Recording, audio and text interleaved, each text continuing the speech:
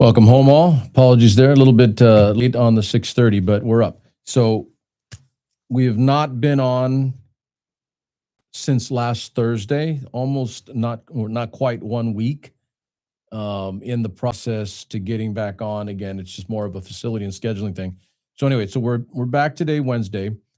If you were here last Thursday, I said toward the back end of the show going into the weekend to be mindful of the fact that we were watching that day on last Thursday.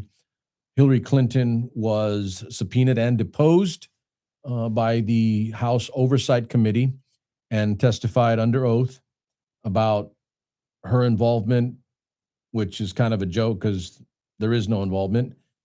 Literally a political stupid exercise. Again, I'm not like necessarily the biggest Hillary fan. I've got some issues one way and the other, good and bad, but I can state uniformly and coldly that she had no business testifying in front of Congress. It was a joke. And they literally only did it because they just wanted to call her out, while others that are actually in the files aren't being called out. Okay, so that was the Thursday. Make sure I'm clear on that. And for the record, there is no debate on that.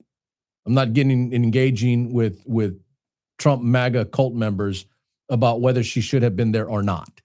It's objectively, factually stupid for her to have been there in the first place. But it's political. So I would actually respect more MAGA cult members if they just were honest about it and just say, well, yeah, it's political. We want to damage her or make her look bad. Just say it. I might have some respect for you if you just said that instead of playing the game. Anyway, that was Thursday. She testified. I did not watch all of it. I watched some selected clips because the testimony itself was in excess of, I want to say, 4+ hours. My point, though, is that was on the Thursday. And I stated and pointed out that the following day, the Friday, this past Friday, Bill Clinton would testify, who, again, objectively and factually, if you're honest and not a cult member or a hardcore liberal lefty, that Bill Clinton obviously is in the Epstein files, at least named in some pictures. So yeah, I can see him being asked to testify, being subpoenaed, and being deposed for a testimony in front of a House Oversight Committee. Totally get that part. And I'll give the old dude credit because, again, this is on the Friday. We had our show on the Thursday. And I'm getting to the other point in a second here, but I wanted to point out this little bit. It wasn't what I planned tonight, but I am going to say it because it needs to be said. I actually watched all 4+ hours of Bill Clinton's testimony. Obviously not all at one time. I broke it up over the course of the weekend, but it was a lot. And I'll say this, he's clearly, diminished in the physical sense. If I'm not mistaken, I believe he has Parkinson's now. But I'm going to say it, that old dude is still sharp as a tack. And he even had some moments there where he totally disarmed some of the members on the committee, both sides, left and right, Republican, Democrat, with some humor and some quick wit. I mean, he's just sharp. And he made his, and I'm not going to get into too much of just his debate, but his testimony, but I did watch it. And to illustrate my point on what I brought up on last Thursday's show, Hillary Clinton had no business being there. Bill Clinton did. To pull them both in is quite literally just political and stupid. And my biggest contention over the last handful of years, 2 handfuls now, with the Democratic Party is that they lack the spine or the strength to just refute, rebut, and smack that shit out of the water because it's garbage. And here's the hard part, is that a lot of them try to play fair, meaning we won't do that because it's wrong. For instance, we're not going to call in someone that's not in the Epstein files. And I have no doubt in my mind whatsoever that if the Democrats were in charge of the Congress today, meaning they ran the House, they had the House majority, I doubt very highly that they would just call in somebody that was never named in the Epstein files just to score points on them and try to make them look bad. And you can debate that, argue, but it's kind of the case. It is the truth. That is what goes on. And that's kind of my argument for why I'm not happy with the Democrats. Not that I want them to play dirty or unfair the way Republicans are playing right now with the House and this oversight committee and doing things that Democrats are not willing to. The problem is in America, the average American is okay with it and doesn't have the discipline or attention span to see past the garbage and cut to the truth. So that is quite literally why I'm spending a few more minutes here than I wanted to initially to start this show, is to point that out. And I just literally in the moment had that thought as I'm sitting here spending the time, that I had spent the time over the weekend watching and listening to both testimonies. Again, I did not listen to Hillary's as much, meaning the entirety of it, the entire testimony. I listened to some clips on specific issues or specific cases. They try to bring up the Benghazi thing with her. They try to bring up other things, obviously gotcha attempts that didn't work back then, and they still don't work now. But it was quite literally an utter waste of time on the part of our taxpayer funded and paid Congress people and a former Secretary of State, former First Lady that had nothing to do with, didn't do anything with Jeffrey Epstein or Ghislaine Maxwell, but was called in anyway. And that's just garbage. And I really wish the Democratic Party would get a damn backbone and fight that back. Because I'm tired of it. It's for nothing else, not just the fair aspect of it, but it's a waste of time and money. It's taxpayer dollars we're spending here. Democrats need to get harder and start calling that shit out. That's not okay. You're wasting taxpayer dollars by playing your games. And I know what most Americans are going to say, well, everybody does it. Well, damn it, you know what? Everybody does it because we allow it. At what point do you draw a line in the sand and that's enough? I can't do it personally. So I'm asking the Democratic Party to stop accepting or taking that shit and fighting back. And I'm asking the average American, anybody, to just not be tolerant of it and call it out and say it's not okay. And if enough of us did that, meaning the whole damn country, they would stop. They get elected by us, by the way, sides of us, right? If you're in this area, you're more right. If you're in that area, you're more left because of the way they structure things. But at some point, we got to get fed up and say that's enough. And we got to tell our congressmen and our congresspeople, that's enough. Stop taking the bullshit. Why are you calling Hillary Clinton in? She's not in the files at all. And I pointed out, Melania Trump is in the files. Why isn't she being asked to testify? Instead, she's at the UN preaching peace while her husband starts a war. Another matter, another issue, but factually correct and factually stupid. Okay? So my point underlying all of this to begin this portion of the show was, having watched the Hillary testimony, not all of it again, but having watched all of the Bill Clinton testimony, I said on the Thursday night, and I went back and rewatched, I said, pay attention to what's coming this weekend. This was last Thursday. And I stated to my audience, my viewers, that the few that do listen, I don't got a gazillion, okay, we will grow, but it'll be on my timeline and methodically with purpose, not cutting corners, not trying for clickbait, not trying to impress or hyperbolize or bullshit you to get you to watch this show. Because we're fact-based, we're truthful, and we're calling out as we see it, and we're not taking or backing off on calling out the bullshit when we see it. And it will grow. I have had thousands before in the past, a while ago, years ago. But I'm restarting, so I have to start up again. And for the record, some of those thousands were actually Trump people, or at least they were Republicans and conservatives, because as anyone who knows me personally knows, friends and family, I am conservative on specific issues. I am liberal on specific issues.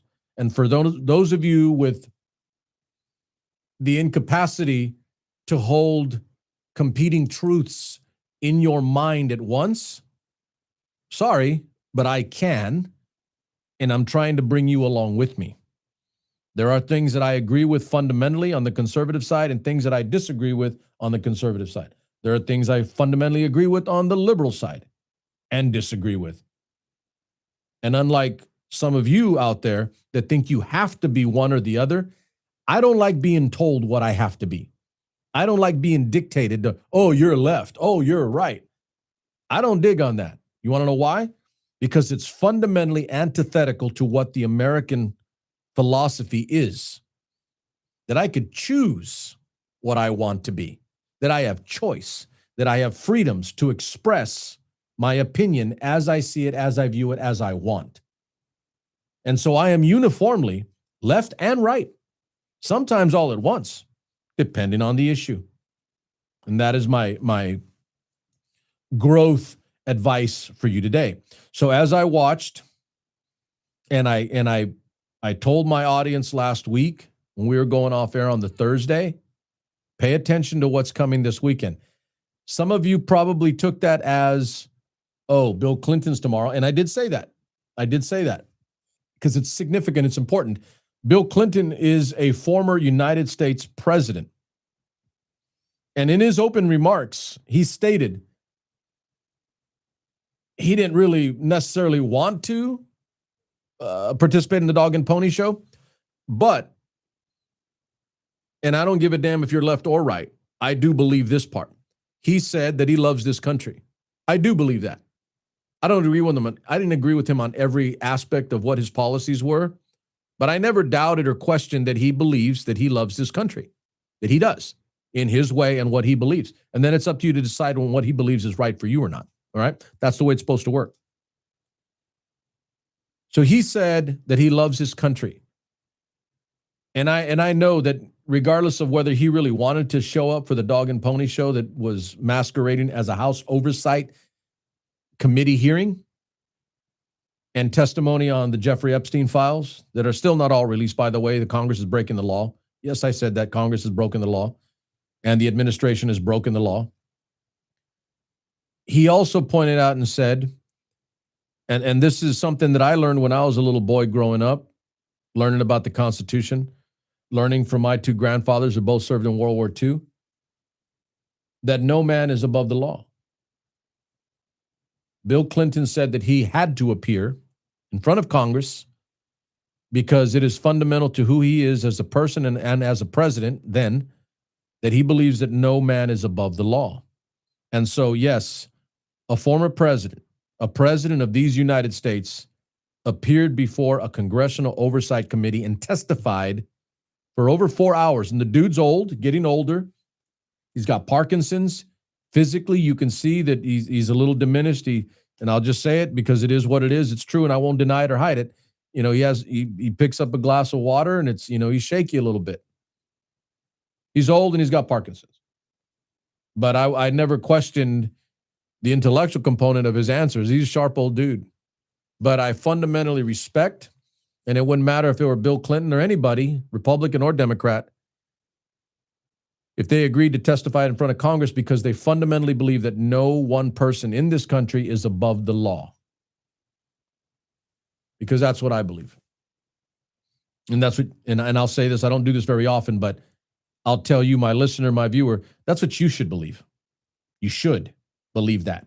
And if you did, you'd have no tolerance, no patience for those that do think they are above the law, because we have plenty of those right now in office running this country. And again, not even just Donald Trump. He's the obvious one. He obviously doesn't give a shit about the law. He obviously thinks he's better than everybody and above the law.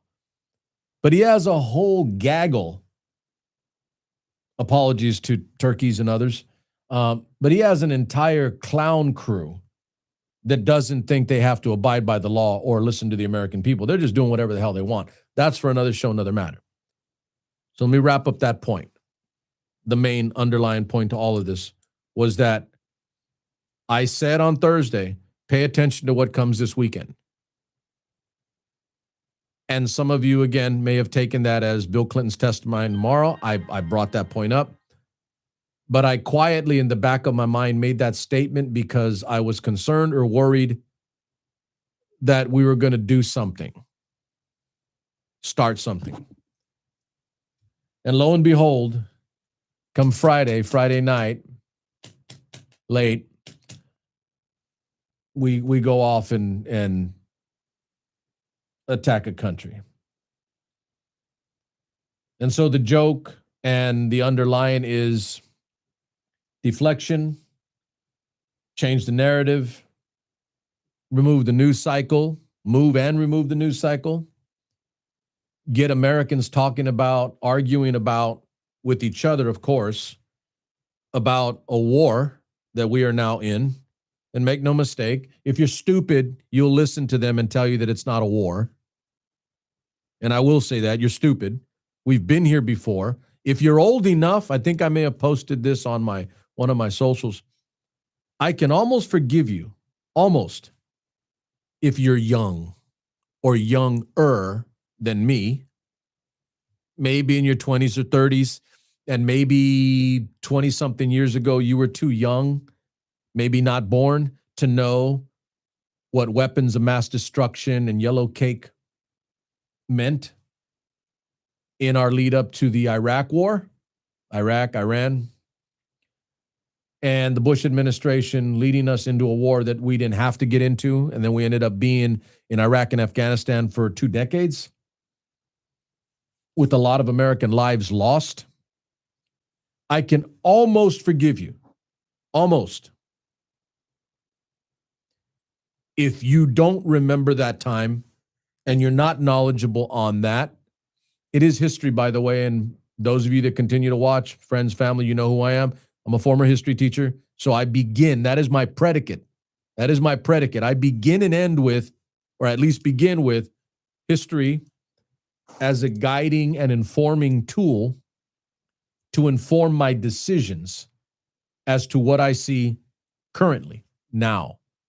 So I'm going to say this to those of you that are old enough and you do remember the Iraq war and the impetus to us starting a war that went in 2 countries, Iraq and then into Afghanistan, for 2 decades.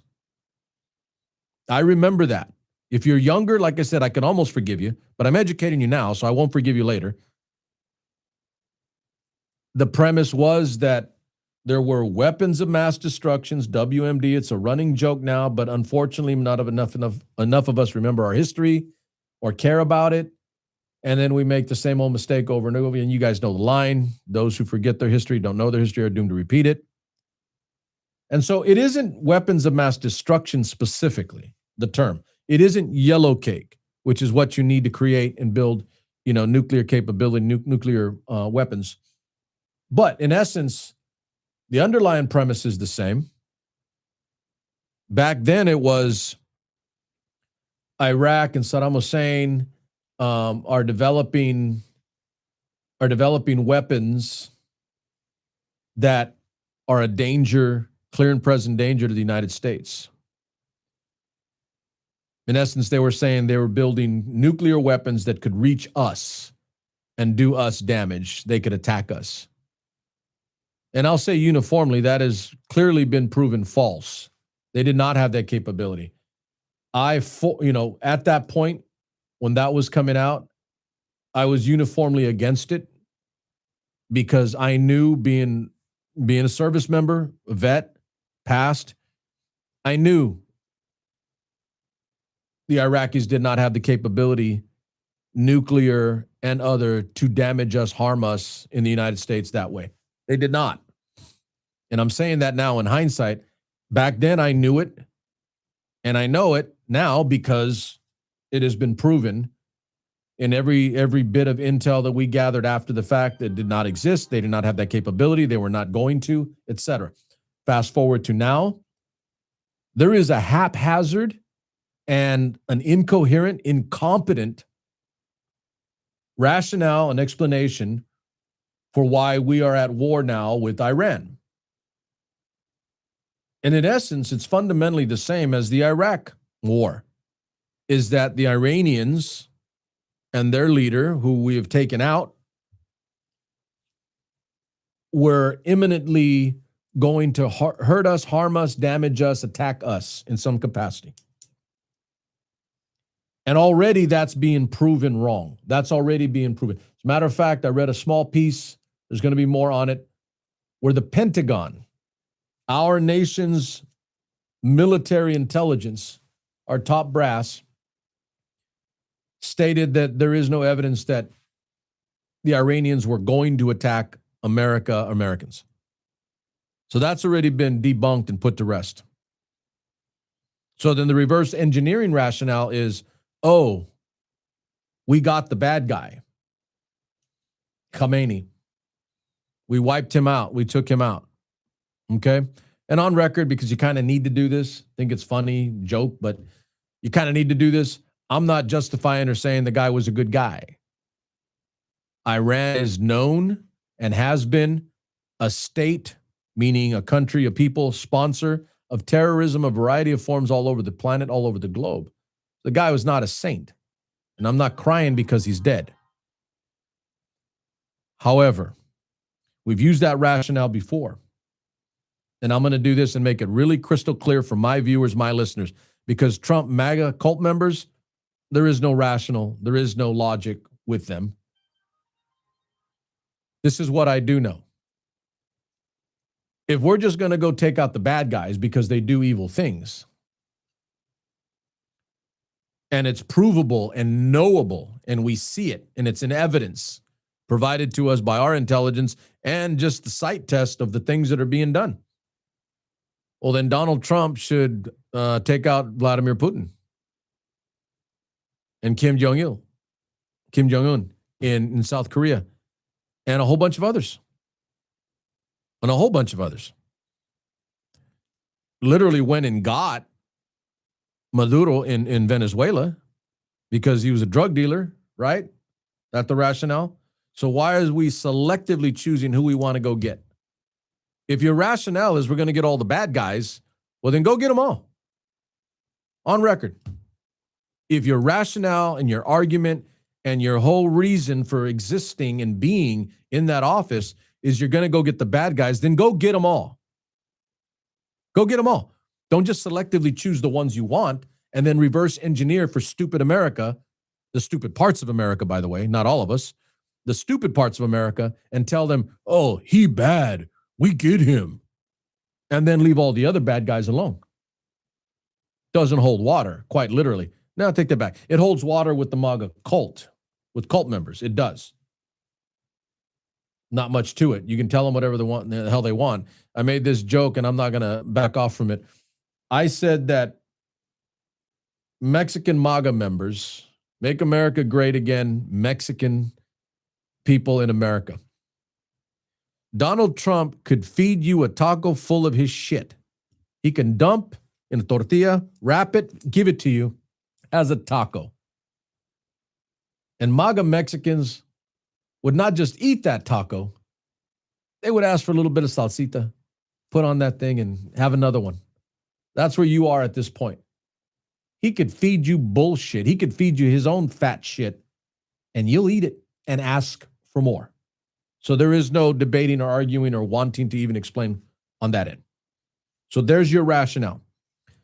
Now, let's get down to specifics and get to the point of it. So that was all this weekend, obviously. And I apologize in a way, not too much, but we're on Wednesday. And I think I'm going to have to end up doing more than just the one or two because we are at war now. Again, there is no rationalization or explanation away. Some of the idiots on Capitol Hill are calling it an operation, an action. It's war. Wake the hell up. Don't be stupid. At least not if you're one of my viewers. Don't be stupid. We're at war. All right. So this is where I'm going to stay locked in on and not get into dumbass debates about what it is, what it looks like, what they're doing, what they're not doing. I'm going to make this crystal clear and real simple. This is for my audience, my viewer, my listener. I've said to you before, I don't lose arguments, and that's not out of arrogance or cockiness or whatever. It's out of a statement of fact based on some proven methods, okay? I do not lose arguments. Here's why. I don't argue stupid shit. I don't debate people on things that I cannot know or that someone else fed me as a piece of propaganda because of their political philosophy. I don't argue those points. That's how you win arguments. Because when it's time to argue, you're armed with information, you know what you're talking about, you know your material, and you're ready to go. You do not argue things that cannot be argued for, or that are not winnable, or that are not factually true, or logically undergirded with information and data. If you keep it on that level, and for some of you, my former students, I actually have some former students that have begun watching again. You remember what I was like in the classroom.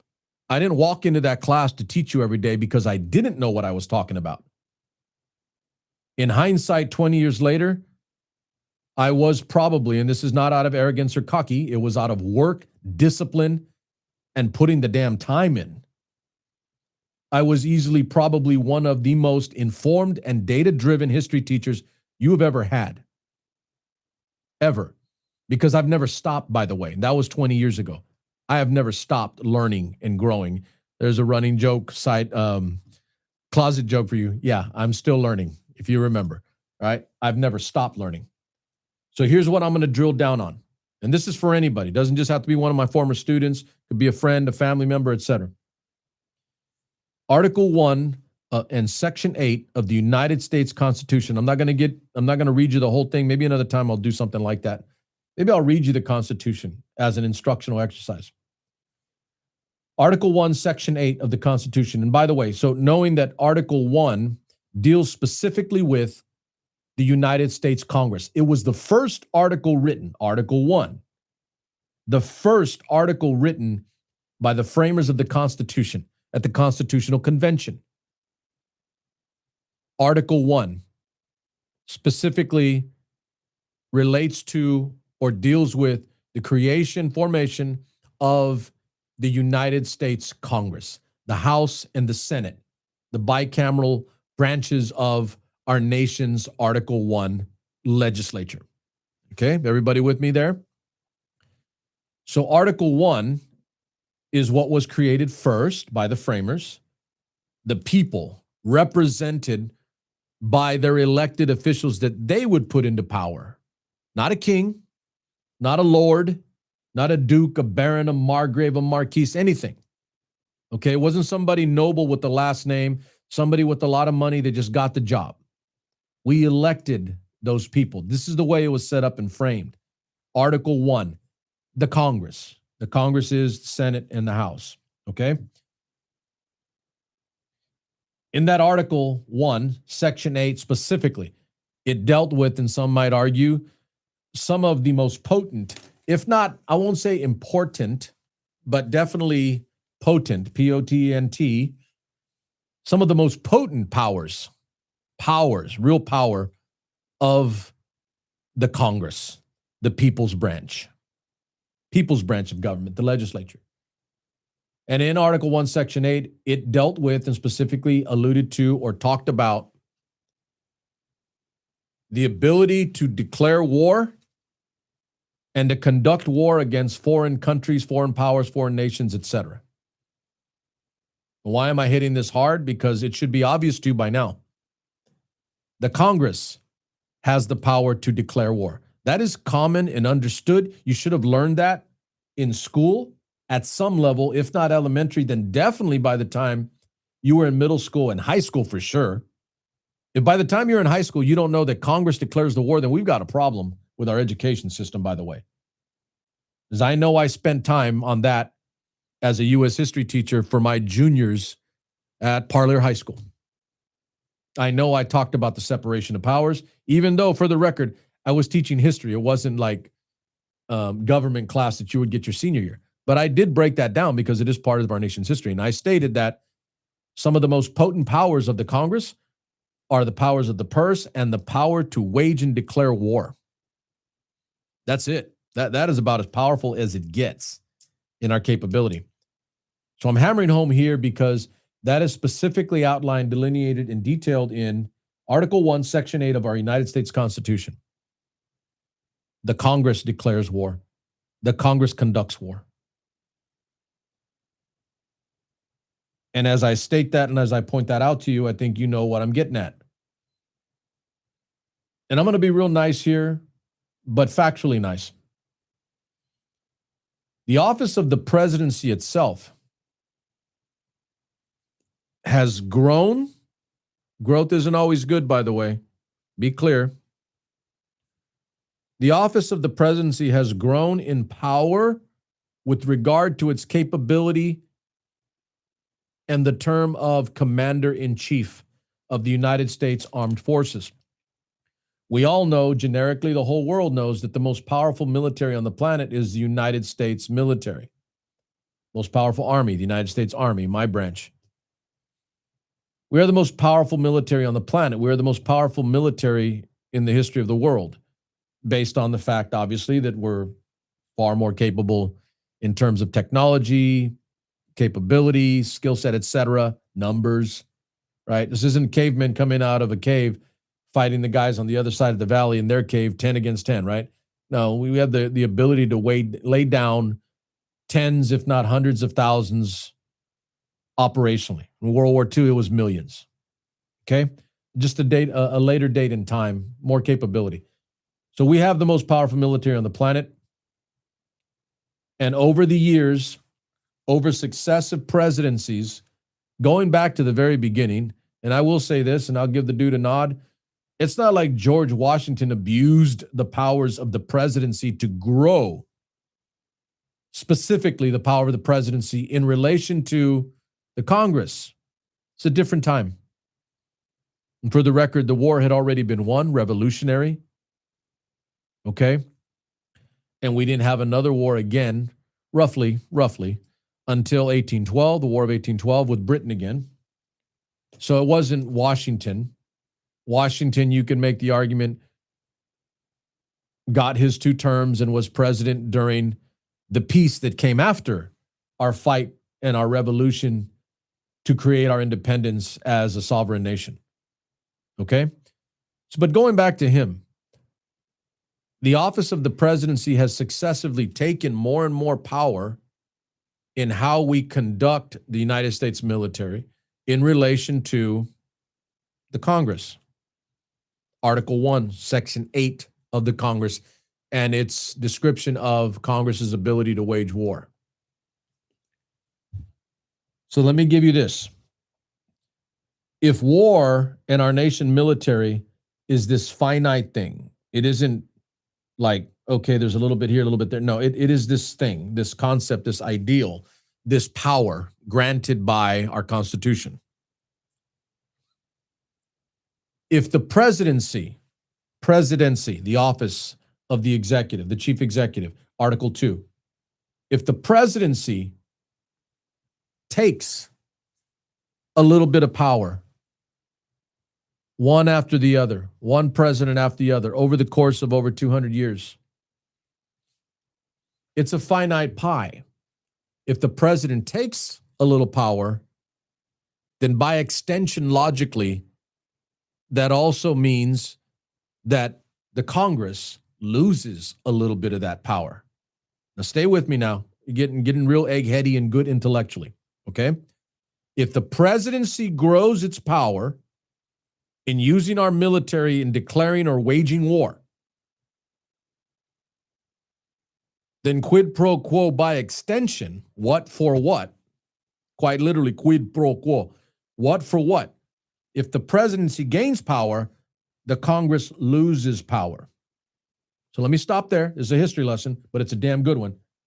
Fast forward to today, and what you see is a result of over 200 years and 45 presidents that have slowly, inexorably gained power in use of our military and our ability to wage or conduct war. And for the record, again, this is not a debate. These are facts. I deal in facts. You can be left or right and be correct here. You can be left or right or be wrong if you're arguing against it. No, this is factual. The presidency has gained in power, and by extension, out of that finite pie, the Congress has lost power. So let me stop and pin you there. What for what? The argument today is that the president needs to have the ability to conduct war, actions, military strikes, defend the nation. All of those are largely true, so they become believable. And they lower your guard as an American citizen to accept that rationale. Stay with me. This is important and this is very, very critical. They lower your guard, and they've been lowering your guard. I say they, meaning the presidency and the presidents. They've been lowering your guard this entire time.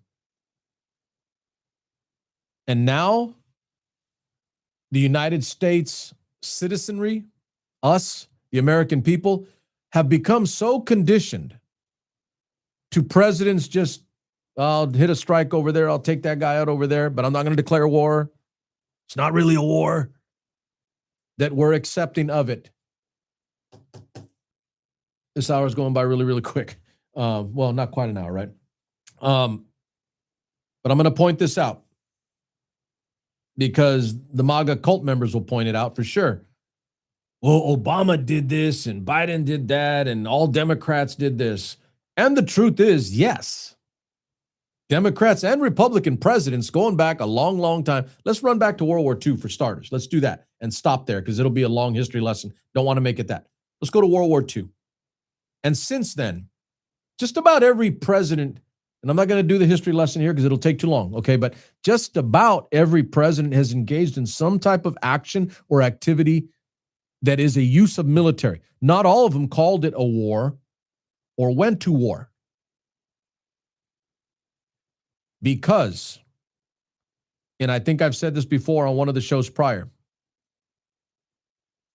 probably dealing with the Venezuela thing where we invaded a foreign country and basically kidnapped their leader because we say he's a drug dealer. While Donald Trump lets drug dealers go. So doesn't wash. It's horseshit. Okay? But subtle reminder. One of the greatest Democratic presidents in our nation's history, generally understood. I wouldn't say he was one. I wouldn't categorize him or rank that for me. But he was definitely top 5, top 10. Easy.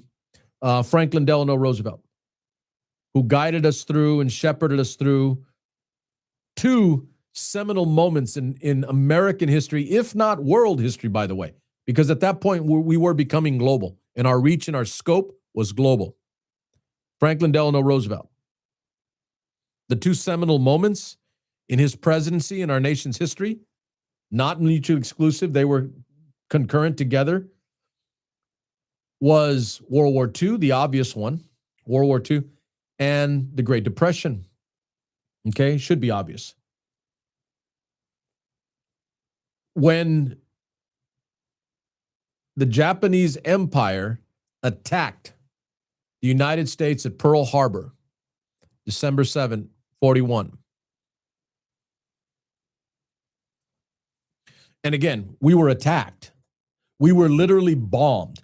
They came to our country, our soil, and killed Americans. Clear? You see what I'm doing? Because that wasn't done today. That wasn't done this weekend. The Iranians didn't come to America and attack us. Get it? Again, no black and white. This is simple here. Or no debate. There's no gray area. This is black and white. The Iranians didn't come to America and attack us. But I'm drawing the comparison. And stay with me. I have told you before that you need to be a thinking person to watch my show. It is not easy. And maybe my numbers will not go up because of that. But this is not a dumbass show. This is not a clickbait show. This is not an easy show. You actually have to think. And when you're done with this show and when you're finished with the stream tonight, you will think about these things afterward. I am making you smarter. You can quote that. I just said that because it's the case. On December 7, 1941, we were attacked by the Japanese Empire. You know what Franklin Delano Roosevelt did? He went to Congress and asked for Congress to declare war under Article 1, Section 8 of the United States Constitution. And I'm going to make the argument right here. If any president in our entire nation's history, and you can quote me on that. Reminder, I am a U.S. history teacher. Not the greatest one ever, but by far better than most. If Franklin Delano Roosevelt felt the need to abide by our Constitution as the President of the United States, the leader of the executive branch, Article 2, there's a reason there's a 1 and then a 2. Article 1 came first because the people are more important than an individual. No one is above the law. Got that? Franklin Delano Roosevelt went to the Congress and asked Congress to declare war. And they did, because it was obvious, it was overt, it was open, it was clear, understood. There was no debate. It was black and white. We were attacked and we had to respond because Americans were killed. And we did. And quite literally, watch this, this is beautiful. The rest is history. And hopefully some of you know it. Hopefully some of you remember it. Hopefully you were taught properly and you got a little bit. I don't expect everybody to remember everything that their history teacher taught them in high school. I don't. I would like for that to be the case, obviously. I remember quite a bit of what my history teacher taught me. Dennis Fitzpatrick, old school, Irish, hardcore, badass dude. I love the dude. I remember a lot of what he taught me. But drawing that point and keeping you focused and lucid on my point. If any president was going to act singularly, uniformly, on his own, in the heat of the moment, as we were attacked, it would have and should have been Franklin Delano Roosevelt. Because we were attacked on our own soil, our own land. Americans were killed immediately. Draw the comparison. And if you're a MAGA cult member and you don't like what I'm saying, then go somewhere else, because this is truth.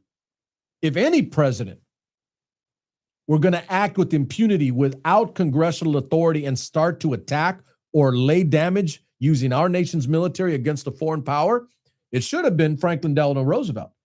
Now, for the record, it's relativism and there's context here. That was World War II. It was obvious and clear. If someone were going to, he would have.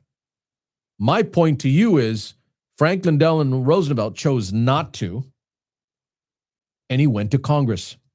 And again, because it was obvious, it was clear, we were attacked, our people were killed, it was wrong. The Congress said, yes, we are at war, and they declared war. And the rest is history.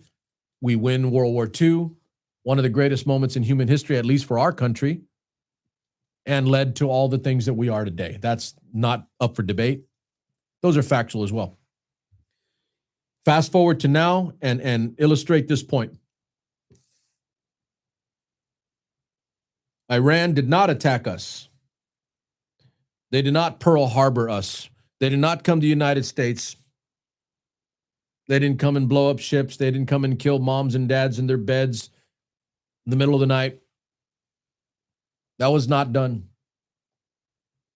And there is no clear evidence from everything that I watched over the weekend that they were imminently going to do massive damage and attack the United States. There is no proof. But that is the raison de guerre, the reason for war that this administration and its puppet players are using. And I'm not going to get anywhere near the things I want to talk about. This is serious and important business here. This is about as important as it gets. There is none of that. There is no proof. So this is what I'm going to do. Kind of like what I like to do with my viewers, my listeners, is I like to prepare you. Do you remember that one show where I said, and because it's part of who I am, it's part of my framework. You can defeat a trap by knowing of its existence, knowing what they're doing to you in advance. Then when you see it coming, you know they're trying to play you. If you don't know, then they can play you. Right now, the game is engineering a rationale or a reason for us to be at war with Iran right now. And the reasons are not all the same.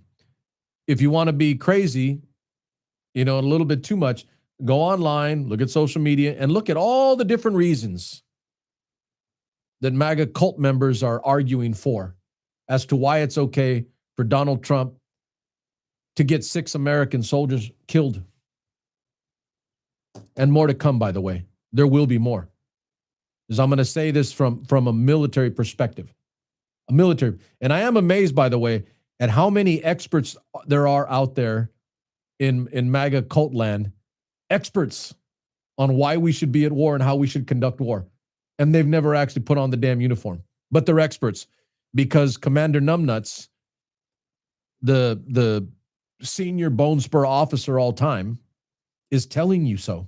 So you believe him. And if you're Mexican, you like that shit taco, by all means, have more. I'll give you some salsa. Matter of fact, I'll give you some hot sauce and I'll make you a special brand of salsa just for it to have with that shit sandwich. Not sandwich, taco. We're Mexicans. Okay. Couple quick things. Make sure we're clear. Congress has the power to declare war. Article 1, Section 8. Fact. As of today, 6 Americans are dead.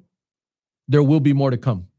And I don't say that with any joy or glee or happiness at all. At all. Because it isn't Donald Trump or his sons that are going to die. It's regular people like me and others that are going to die for him. And if you're for that, I'm not for you.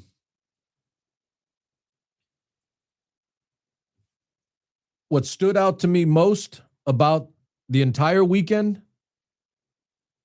was on the second night after the initial strikes and after we found out that some Americans were already dead. Commander Bone Spurs, paper badass, went to the microphone and stated his words, fact, okay, fact, in his own words. People have died. People are going to die. That's the way war, that's war. People die. He does this little thing where people die because he's making light of it because he can't believe it fundamentally himself because he's never had to. Watch his mannerisms and his method, and you could see what he doesn't care about and what he lies about. It's so blatant and transparent. It's obvious, at least to me, maybe not to cult members who, again, he's feeding you a shit taco and you're enjoying it. You're asking where the beans and the rice are to go with your shit taco. What staggered me the most was the quote that immediately followed. He leaned in, did his little thing, and said, "That's the way it is." We're talking about a president who was known nationally and globally as a draft dodger and a paper tough guy, willing to send others to do his dirty work for him while he'll not do it himself. That's all fact shown by, and for the record. Okay, there's no debate there too. There's no debate there. He's the weakest lacking of backbone president I think we may have ever seen, because even if there wasn't some other tough guy president, at least they didn't run their mouth on it. And for an American president to tell American people, the American people, that our sons and daughters are going to die, and your comment is, "That's the way it is." I won't even do the nice stuff for you. That's not just shameful. That is low. That is subsurface, below the dirt low. Craven, coward, weenie little bitch to say that because he's not willing to sacrifice himself for his own. That's the way it is. Matter of fact, I'll use it. That is the way he is. That is who he is. Coward, craven, weak, little spineless bitch. That's the way it is. We have invaded Venezuela. We have threatened, I say we, pejoratively, we have invaded Venezuela, kidnapped their leader. Venezuelans died, by the way. We killed their people. We killed them. The numbers are still not totally there, but I'm going to guess, I want to say it's in excess of 70 or 80 people that Venezuelan people we killed. We went onto their soil and took their leader and killed their people. That's America. We have invaded Venezuela. We have threatened to take Greenland by force from an allied country. we have launched a war of choice to distract from the Trumpstein files. Because as I alluded to earlier in the show, Friday, I said to you, go back and watch, pay attention to what's coming this weekend. I didn't mean just Bill Clinton testifying on the Friday. I said the weekend. And lo and behold, we engage in war. We have confirmed as of right now, military action during Trump's term in Iran, in Iraq, Nigeria, Somalia, Syria, Yemen, Venezuela, and as of a day or two ago, Ecuador. Strikes, activity on the ground. Those are 8 different countries. And so while the MAGA cult is running around saying, oh, he's getting things done, those of us in regular Earth One world remember specifically saying and hearing from our conservative friends and neighbors that Donald Trump would bring peace and he wouldn't be like other presidents who started wars, started fights, and got our kids killed. Campaigned on that. Let me be clear here and on record. If Donald Trump had never said that, I wouldn't be saying anything right now. I wouldn't be talking about it. I wouldn't be happy about it. No, I might be talking about the Iran thing for sure. Okay? Because we have no business doing what we did. Americans are going to die for no damn reason other than he wants to distract from the fact that everybody knows he's in the Epstein files. Epstein files more than any one person other than Ghislaine Maxwell and Jeffrey Epstein. He's the biggest perv in the whole damn bunch. And we know it and all know it. And he's going to keep trying to distract you. And I'm not going to be distracted because I'm going to keep talking about it. And simultaneously, you know, the term walking and chewing gum at the same time, meaning I can hold competing truths, thoughts, ideas, and concepts simultaneously and work on both of them without losing a step. Iran, Iraq, Nigeria, Somalia, Syria, Yemen, Venezuela, and now Ecuador. We have conducted military action in one form or another in 8 different countries within the first year of his presidency. This is not a president of peace. He's a president of lies. And you all know that. And his cult members know it too. They just don't want to talk about it because they know he lies, because they accept the lies. And as I said before, he could feed you a taco, Mexican America, MAGA Mexican America. He could feed you a taco and tells you it's the greatest damn taco ever, filled with his own shit, and you would eat it gladly and ask for salsa because you take in his lies as you take in air. We are, and to wrap, I've got to finish a little bit here. We are now, assessment period here. We are now isolating ourselves globally and weakening our force readiness because Trump is straining our military capability with less and less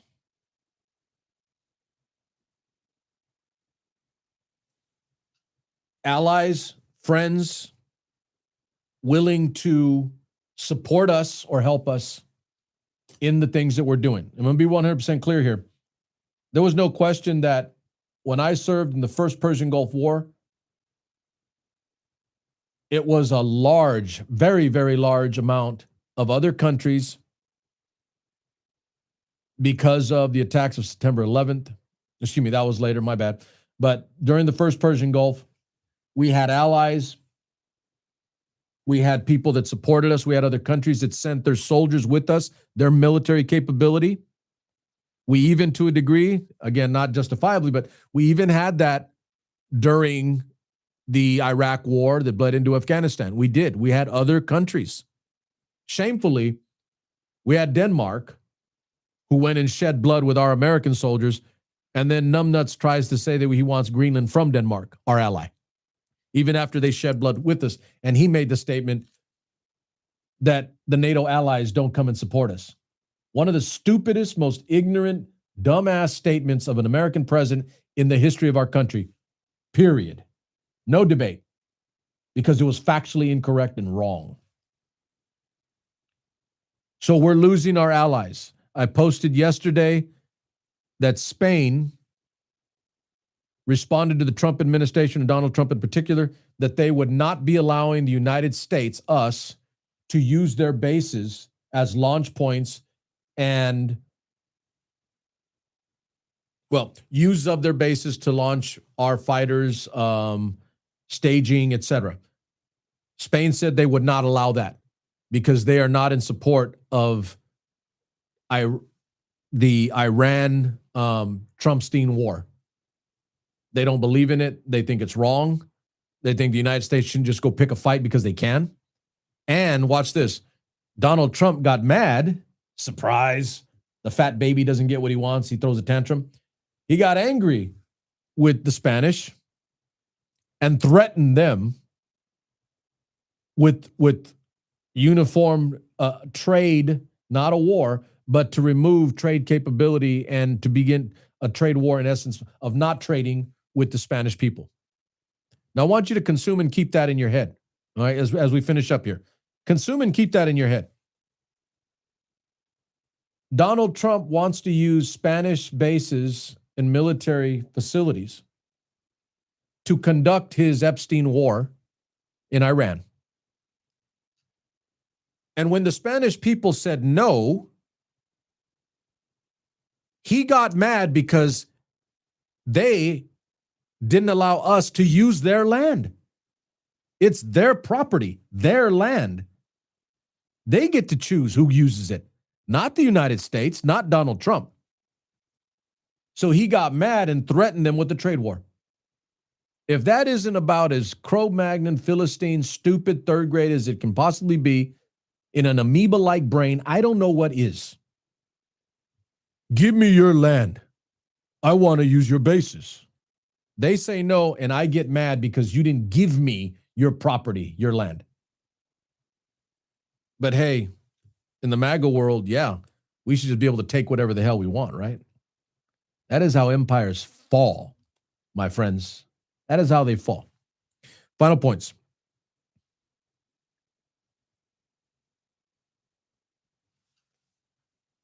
And it was just as an aside.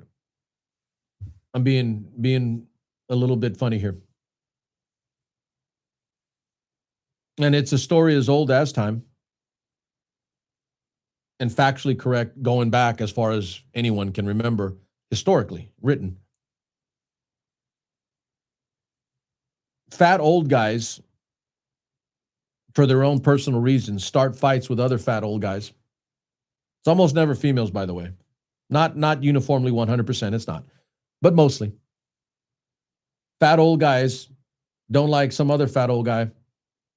Pick a fight with that guy for whatever reason. They don't like him or they want something from them.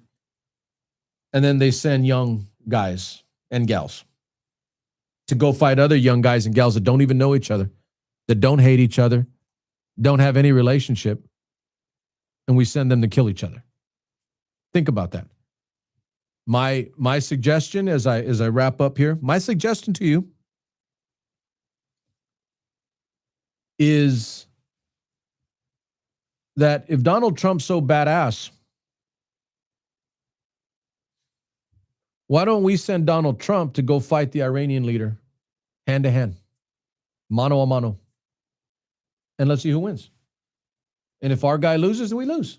Then we leave the Iranian people alone. Fair, right? The way I grew up, in the streets that I grew up, in the alleys that I grew up, if I ran my mouth, I got my ass beat if I couldn't back it up. And I damn sure didn't start fights to get other people into those fights to fight for me. My dad taught me that early. And I'm not perfect 100% about that, by the way. I've done things and I've gotten other people into fights too. Younger, obviously, not as I'm older, but when I was younger. But that is one thing that stayed with me. If you're willing to start it, you need to be able to finish it. Don't let someone else come and handle your business for you. Handle it your damn self. So if Donald Trump wants to start a fight and start a war with Iran and the Iranian people, I suggest Donald Trump's bone spur ass go fight for us. If he's really for us, right? Or I'll be really nice. Watch this. Send Eric or Don Jr. Or send your youngest son, Barron. He's old enough now.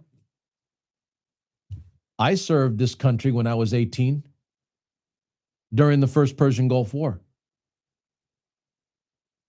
And my son served this country at the age of 18, actually 17, and did his tour with the 82nd Airborne in Iraq. I'm willing to. I would fight and die for this country even now. But most MAGA cult members, not so much. You like war? Sign your ass up and go fight it for this candy ass coward, Commander Bone Spurs, willing to get our kids killed because he's a badass. Last point, and I've gone way past the time, but it's necessary. I'm going to do this for you. Okay. We are becoming, in other ways, not just say with this show, my channel, Supermex International, but I've made an effort, and I'm going to continue to make efforts to grow the things that Mexican America does not have and that we need. It's not necessarily political. It can be, not mutually exclusive, could be. But we are in March, and March is Women's History Month. So what I'm going to do from now on until for the rest of this month on all of my shows, I'm going to end my show. And again, apologies for being a little later than I wanted to be here, but still roughly about an hour. I'm going to name and speak a little about a Mexican-American woman every time I come on air for my streams to point out Mexican-American women that have done something or that have achieved some level of significance in America and for Mexican-American people. National figures that we do not have enough of. There are women out there, ladies and gentlemen, that have done incredible things that we should be paying attention to. But as is the case for most of Mexican America, we don't do a good job of acknowledging and respecting our own people. I defy any of you to argue that with me. You'll lose that argument because you know it to be true. Mexican America does not do a good enough. Not saying bad, not saying there isn't anything, because some try, okay? But it's not enough. Clearly not enough. Our leaders are not political, by the way, just in general, but the people that we should be holding up as examples of what we should be or want to be are not national figures. They're not known nationally by black people, white people, everybody else. The way I idolized John F. Kennedy growing up, reading his stories, okay? Or reading about Martin Luther King and his civil rights movement. That is a white guy, a black guy, and others that I have respected and learned from. We need Mexicans that Mexicans can actually learn from. Any disagreement, argue with me in the comments if you want, but I find this to be the truth. I'm a historian, and I don't see enough of it. So I'm going to end this show with you. I'm not going to do a lot. Maybe we'll do a full show later. I'm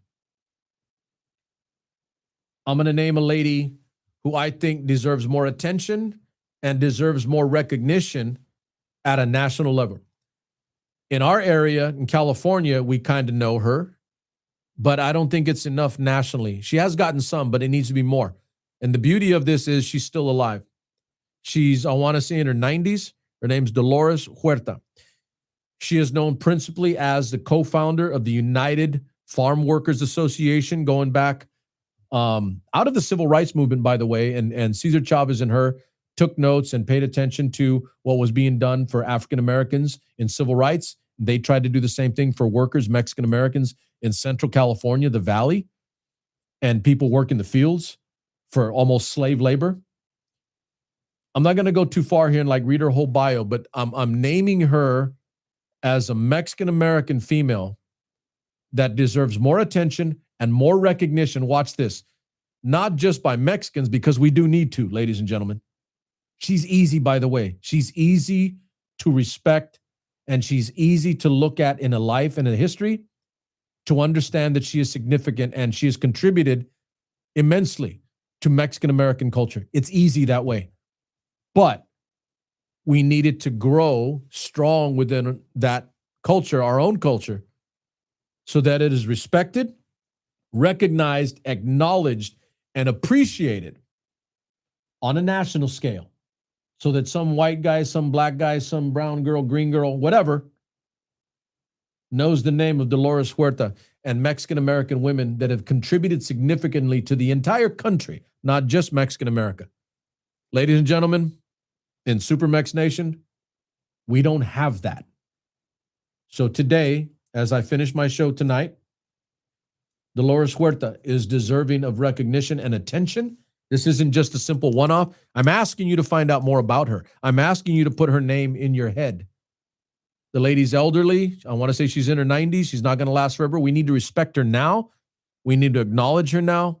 And we need to put her in our heads so that we have her for all of our young ones, young girls in particular. It's Women's History Month. Let's respect that and point it out. I'm a Mexican guy. I respect what women do. And I could actually get out of the way and let a woman do her thing. There's nothing wrong with that. Don't have to control everything. Let them run. They're badass. Let them go. Do their thing. You'll actually make yourself stronger, meaning your unit, your group, your family, your marriage, etc., all that, okay? Dolores Huerta. Remember the name. Learn more about it if you don't know already. If you're a viewer, listener, watching from another part, she is that significant. She is that important. She is a national figure and deserves national recognition. Dolores Huerta, Mexican-American female, is my first Mexican-American woman that I am honoring and acknowledging for Super Mex Nation's Women's History Month. That's my show for tonight. Thank you all for being here. Go back and watch. There's some heavy material here, but I want you to gain it, learn it. Ex-former students of mine, it's probably a little more than what our class used to be, but I'm still dropping some truth on you, all right? And I want you to continue to learn. You can never know enough, all right? Nothing but love for you. We will be here back on our regular schedule, I believe, next Tuesday, Thursday. We'll be back Tuesday, Thursday. We've got the facility scheduled. It was a scheduling issue. That's why I'm on a Wednesday, not the Tuesday, Thursday. So it's just the one show. I'm going to try again. I'm still working on, again, the facility's not mine. It's when we can get it, when we can schedule. I'm going to try to get something for this coming Saturday. But if not, at the very least, we are scheduled and do have the facility for next Tuesday, Thursday, and then back on a regular schedule for you. All right. As always, be informed, pay attention. Don't fall for just garbage coming at you. Do your own research, do your own data. Fact check me, by the way.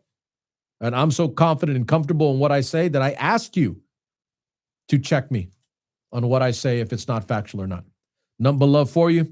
I'll see you this coming week.